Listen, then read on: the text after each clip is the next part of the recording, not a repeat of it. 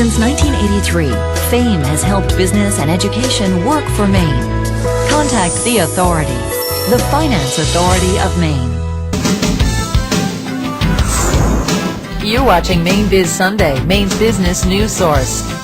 We're back with Ron Belyea, President and Chief Operating Officer of VillageSoup, Donna Brassard, publisher of Mainebiz, Richard Connor, President of MaineToday Media, and Steve Thaxton, President and General Manager of WCSH 6 in Portland. We ended our first segment, we were talking about kind of the business models, the new business models, and for the business of news. And I wanted to come back to you, Ron, because VillageSoup really was kind of an interesting experiment. And like you said, they're still in business, so that's good. The experiment's working. But you really did start with, VillageSoup started with a strong online presence, and that was the real focus. But now you've moved back to a lot of your revenues are coming from the print side. Talk a little bit about that. VillageSoup has been around about 11 years. 5 years into it, they decided to start a newspaper for precisely the reasons Rich was saying. That was where the big advertisers like to spend money. And we needed that revenue to carry forward, and we hadn't developed the current model at that point. It was still a work in progress. Currently, we do generate 20% of our revenues from online. Mm-hmm. The industry average is somewhere around 7 or 8%. Okay. So moving forward, still with the web as our focus. With Has that been steadily increasing? Or? Yes. Okay. Yeah. Our web revenue is up about 30% over last year. Mm-hmm. Okay, good. I want to ask you about that too, Donna. I want to know the TV experience. What's been yours? Well, our print is still the biggest chunk of our revenue, but online and electronic has definitely grown. I think this year will be at about 12% of our revenue will be online. And again, you're right, the industry average is around 7 or 8%. So we're really pleased to see that happen. But print still rules. Print is still the bread and butter. And I think one of the reasons why is that people tend to trust print advertising more than they trust online advertising. That's sort of the... Why is that? Industry studies have shown that people trust the print ads more than they trust electronic ads. People are more likely... Our print advertisers tell us that they know when an issue of Maine Business come out because they have more traffic on their websites. And that's not clicking. That's just people seeing their ads. So I think that print is here to stay. I think it goes back to what we talked about before, that it's content that is desirable, that's local content, that's content that's unique, that'll keep the reader engaged. Because the reader's not just going to buy the paper for the ads. Right. Okay. Exactly. Got it. Even though they're paying the bill. Right. But I think the model has changed. I mean, I think originally we, from a news perspective, from a news management perspective, I think originally we thought, well, okay, we'll have reporters that are just going to report for online stuff, and then we'll have reporters that are just going to do the print. And I think over time we've realized the news is the news, and it doesn't really matter which format it goes out in. And I think over time a lot of newspapers and publications have sort of meshed the two, and so that it's not just two separate models of an online newsroom and either a print or a TV. Do you find that similar? Absolutely the same situation in our broadcast circumstance. The majority of the revenues are coming from advertising, and local advertisers, the majority of that. Increasing on a wonderful slant is our online and digital revenues. And not only our online revenues from advertising on the local side, but our subscriber revenues from dish networks and ADS, alternative delivery systems, the cable systems, and a number of other things that we're seeing on the horizon. We see that as our future, but we've got to make sure that the mothership, the traditional business, is taken care of. So are you selling the same content in more places? Do you have an opportunity to do that? Yeah, and I think all of us probably have that experience. When we're making a sales call, they can do it in paper and online. You can do it news, and you have a number of different... we do have a couple other new things, and I think digital television gives us some terrific future and some terrific new advantages. Okay, good. I'm going to stay with you, Steve, because I want to ask a question about... well, we have here the role of government in this business, and we always eventually we get to that question every week with whatever industry sector we're talking about. What's the proper role for government in my industry? Regulation versus too much regulation, etc.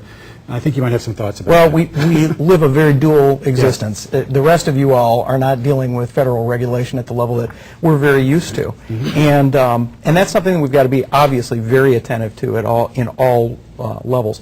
But the online business is not regulated at this point. And so one of the things that we find as a challenge is we've got to reconcile the way that we behave.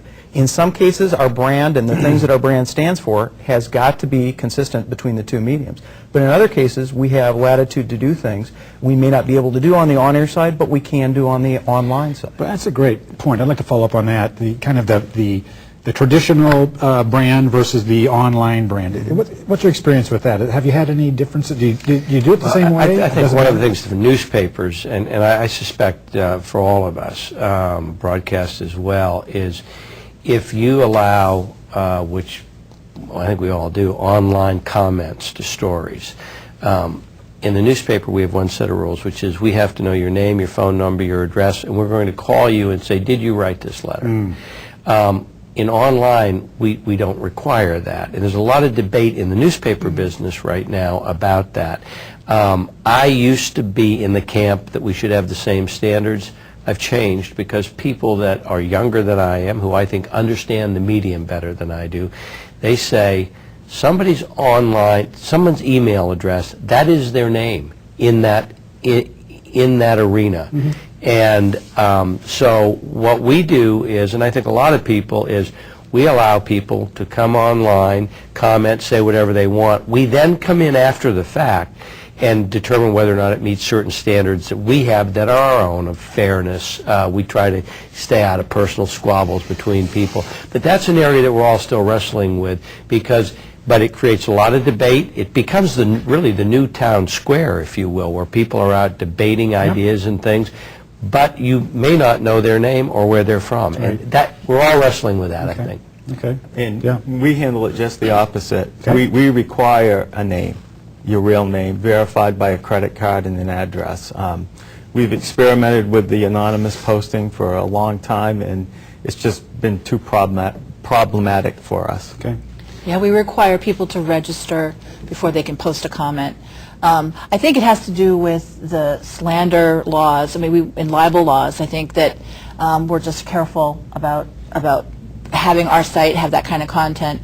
And it's challenging, though, because everybody goes back and forth about that, which, sort of segues a little bit to what you wanted to talk about, which was the blogger situation. Right. Yeah, bloggers. What do you Bloggers. think? Good, right?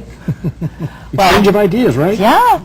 Just because it's in print doesn't mean it's true. So what do you think? What do you think the future of that's going to be? Do bloggers, are they going to have a legitimate place? Well, do they have a legitimate place in our? I think absolutely they do. Again, it's citizen journalism, if you will.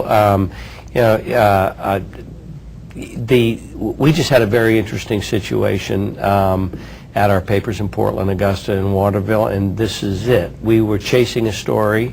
We were chasing it. We weren't out ahead of it. We were having trouble verifying facts, and there was a blogger who is from Maine, who lives in Washington, D.C., who writes constantly about Maine politics. I've forgotten his name right now. On a Sunday night, we decided whether or not we would attribute our story and our sources to his blog. We decided we would. We went back, looked at his previous blogs. He appeared to be accurate a high degree of the time, and so that's the first time in the new media age that I have been at a newspaper where we would use a blogger as a source. But one other point that Donna made earlier is, by and large, people still believe newspapers and print and traditional sources. I don't want to exclude TV in this.